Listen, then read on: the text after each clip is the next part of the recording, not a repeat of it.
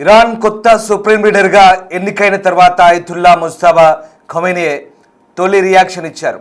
America ఇజ్రాయెల్పై ప్రతీకారం తీర్చుకుంటామంటూ warning ఇచ్చారు ఖొమైనీ. శత్రువులపై ఒత్తిడి తీసుకొచ్చేందుకు హర్ముజ్ జలసంధి మూసివేస్తామంటూ ప్రకటించారు. గల్ఫ్లోని అమెరికా స్థావరాలపై దాడులు కంటిన్యూ చేస్తామన్నారు ముస్తఫా. అమెరికా స్థావరాలను మూసివేయాలంటూ డిమాండ్ చేశారు. సుప్రీం లీడర్ ప్రకటన మీడియాలో ప్రసారమైంది. పొరుగు దేశాలతో సంబంధాలు మెరుగుపరుచుకుంటామన్నారు. ముస్తఫా ప్రకటనపై నెతన్యాహు రియాక్షన్ ఇచ్చారు. ఇరాన్ టాప్ సైంటిస్టులు లీడర్షిప్ను అంతా లేపేశామన్నారు. ఇక ముస్తఫా బంకర్లకే పరిమితమయ్యారని, ఐఆర్జీసీకి కీలుబొమ్మగా మారారంటూ నెతన్యాహు మండిపడ్డారు.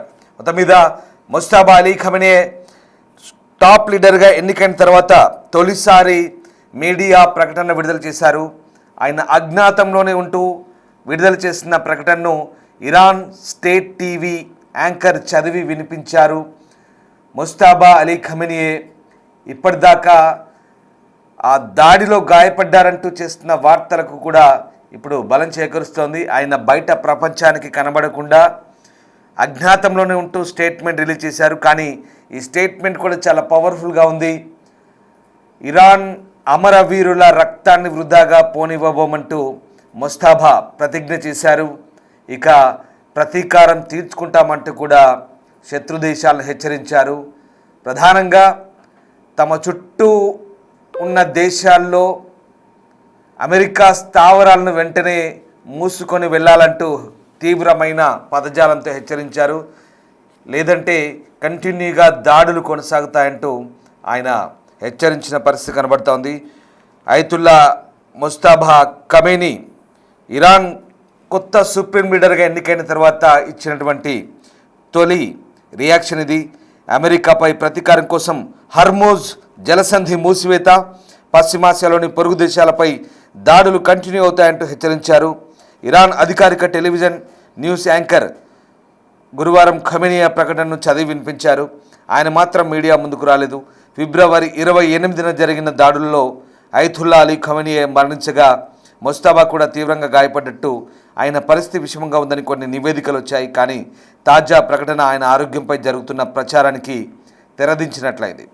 ఇక ఈ ప్రాంతంలో అమెరికా సైనిక స్థావరాలు పనిచేస్తూనే ఉంటే తాము దాడులు కంటిన్యూ చేస్తామంటూ హెచ్చరించారు. దాడులు తప్పవన్నారు.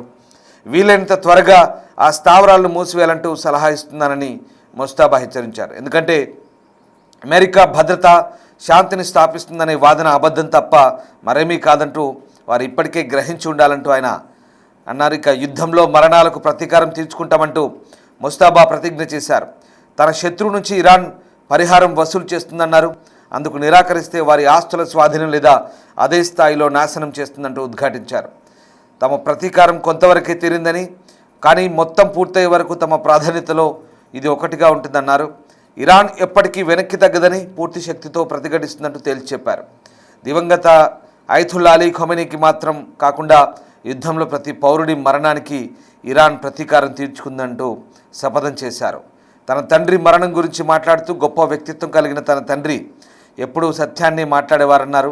తాను కూడా ఆయన మార్గంలో కొనసాగుతానని వెల్లడించారు. ఆయన బలిదానం తర్వాత పార్థివ దేహాన్ని చూసే గౌరవం తనకు దక్కిందన్నారు. చెక్కు చెదరకుండా బిగించి ఉన్న పిడికిలి దృఢ సంకల్పాన్ని చాటి చెప్పిందన్నారు. అమరుల రక్తానికి ప్రతీకారం తీర్చుకుంటామంటూ ముస్తఫా ప్రతిజ్ఞ చేశారు. ఇటు లెబనాన్, ఇరాక్, యెమెన్తో సహా పశ్చిమాసియాలోని తన మిత్ర సాయుధ సమూహాలకు ముస్తఫా ఖొమైనీ కృతజ్ఞతలు తెలిపారు. వాళ్ళందరూ కూడా తమకు సహాయం చేసేందుకు, శత్రువులపై దాడులు చేసేందుకు సిద్ధంగా ఉన్నారంటూ తీవ్ర హెచ్చరికలు, సూచనలు చేశారు. ఇక ఈ ప్రకటనకు కొద్ది గంటల ముందే ఇరాన్ అధ్యక్షుడు మసూద్ పెజెష్కియాన్ ప్రస్తుత యుద్ధం ఆపాలంటే 3 షరతులను అంగీకరించాల్సిందేనంటూ తేల్చి చెప్పారు. పశ్చిమాసియా యుద్ధం కారణంగా ప్రపంచం మొత్తం అల్లకల్లోలమవుతుందని, రవాణా నిలిచిపోవడంతో చమురు ధరలకు రెక్కలొచ్చి ప్రపంచ మార్కెట్లు కుప్పకూలుతున్న వేళ ఖొమైనీ స్టేట్మెంట్ ఇప్పుడు ఆసక్తికరంగా మారుతోంది. సో మొత్తం మీద ఇటు ఖొమైనీ హెచ్చరికలను ఇజ్రాయెల్ ప్రధాని బెంజమిన్ నెతన్యాహు అదే స్థాయిలో తిప్పికొట్టారు. ముస్తఫా ఖొమైనీ ఐఆర్జీసీకి ఓ కీలుబొమ్మ అంటూ తీవ్రంగా హెచ్చరించారు.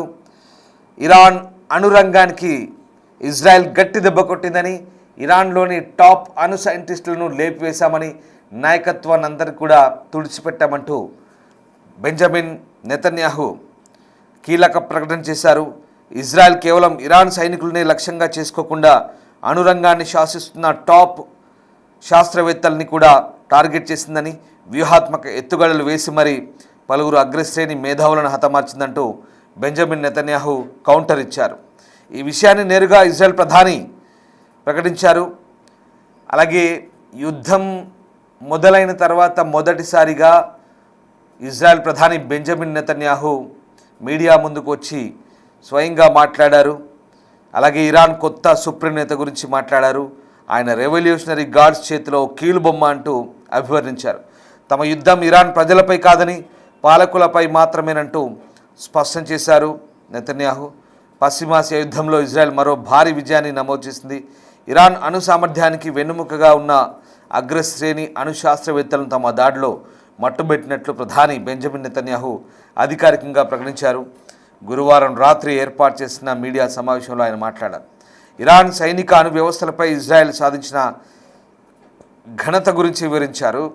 మరోవైపు ఇరాన్ అణుబాంబు తయారీ దిశగా అడుగులు వేయకుండా అడ్డుకోవడమే లక్ష్యంగా ఇజ్రాయెల్ రక్షణ దళాలు ఈ వ్యూహాత్మక దాడులు నిర్వహించాయని, ఈ దాడులో ఇరాన్ అణు కార్యక్రమం వెనుక ఉన్న అత్యంత కీలకమైన సైంటిస్టులు ప్రాణాలు కోల్పోయారంటూ నెతన్యాహు వెల్లడించారు. ఇది ఇరాన్ కలలపై కోలుకోలేని దెబ్బ అని, వారి సాంకేతిక నైపుణ్యం ఇప్పుడు చిన్నాభిన్నమైందంటూ పేర్కొన్నారు. ఇక ఇరువురు నేతలు ఒకరిపై ఒకరు కౌంటర్లు వేసుకున్నారు. మరోవైపు ఇక్కడ కీలకంగా హర్మూజ్ జలసంధి ప్రస్తావన కూడా చేశారు ముజ్తబా ఖమేనీ. ఇక హర్మూజ్ జలసంధిని ఒక టూల్గా వాడుకుంటున్నామన్నారు ముజ్తబా. ఈ హర్మూజ్ జలసంధి మూసివేత కంటిన్యూ అవుతుందని, ఇది శత్రువులను మరింత ఒత్తిడికి గురి చేసేందుకు తాము ఈ ఆయుధాన్ని వాడవలసి వస్తుందంటూ ముజ్తబా ఖమేనీ స్పష్టం చేశారు.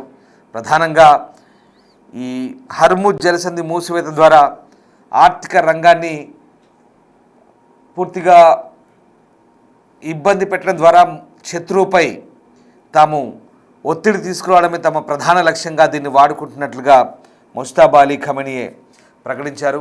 మరోవైపు ఈ ప్రకటనల పరంపర కొనసాగుతున్నప్పటికీ కూడా అటు దాడుల తీవ్రత కొనసాగుతూనే ఉంది. దాడులు ప్రతిదాడులతో ఓవైపు పశ్చిమాసియా అంతా భగ్గుమంటుంది. తాజాగా జరిగిన దాడులు కూడా ఇందుకు నిదర్శనంగా కనబడుతున్నాయి.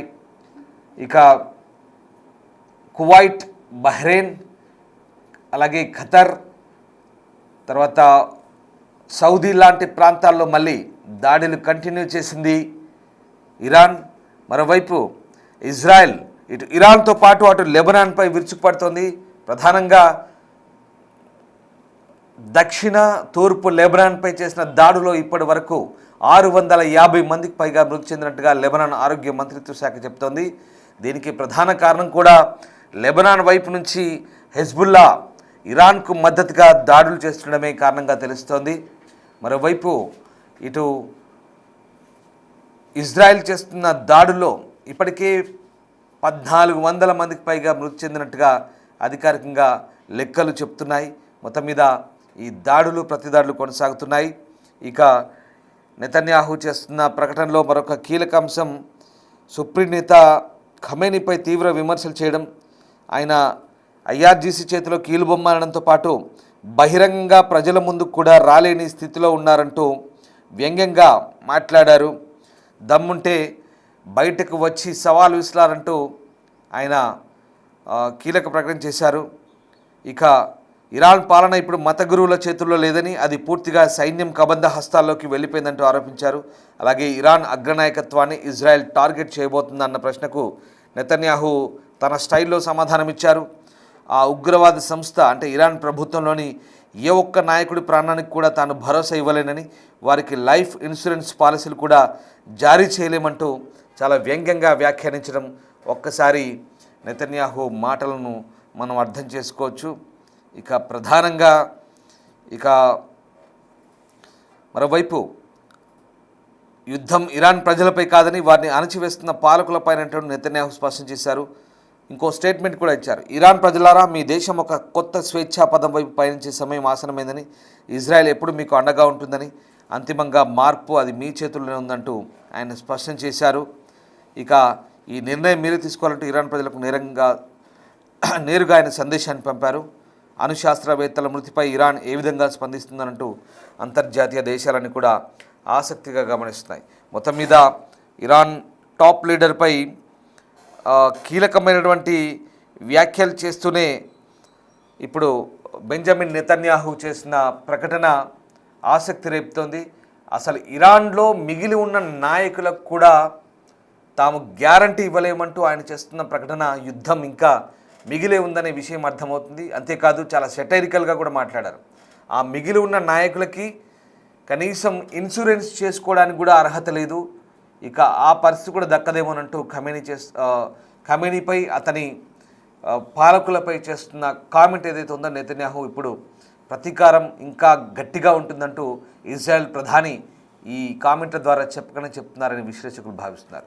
సో మొత్తం మీద అటు ఇరాన్ టాప్ అణుశాస్త్రవేత్తల్ని లేపేయమంటూ చెప్తున్న ప్రకటనతో ఇప్పుడు ఇరాన్ వైపు నుంచి ఎలాంటి స్పందన వస్తుందని కూడా ఆసక్తికరంగా మారుతోంది. సో మొత్తం మీద అటు ఖమేనీయే ఇటు తీవ్రంగా హెచ్చరిస్తున్నారు అమెరికాని, ఇజ్రాయెల్ను. ఇటు ఇజ్రాయెల్ ప్రధాని బెంజమిన్ నెతన్యాహు కూడా అదే స్థాయిలో కీలుబొమ్మగా అభివర్ణిస్తూ ముస్తాబాకి కౌంటర్లు ఇచ్చే ప్రయత్నం చేశారు. దీంతో ఇటు మాటల యుద్ధం కొనసాగుతుంది, అటు నేరుగా ప్రత్యక్ష యుద్ధం కొనసాగుతుంది పశ్చిమాసియాలో. మరి పరిస్థితులు ఎంత దాకా దారితీస్తాయి, ఇంకా ఎక్కడ ఎవరు తగ్గినట్టుగా కనిపించట్లేదు, ఎంతకంటే అంతకు చూసుకుందామంటూ మాట్లాడుతున్న మాటలు ఇప్పుడు ఎక్కడికి దారితీస్తాయనేదే ఆసక్తికరంగా మారబోతుంది. దీన్ని బట్టి యుద్ధం ఇంకా కంటిన్యూ అయ్యే ఛాన్సెస్ ఎక్కువగా ఉన్నాయి.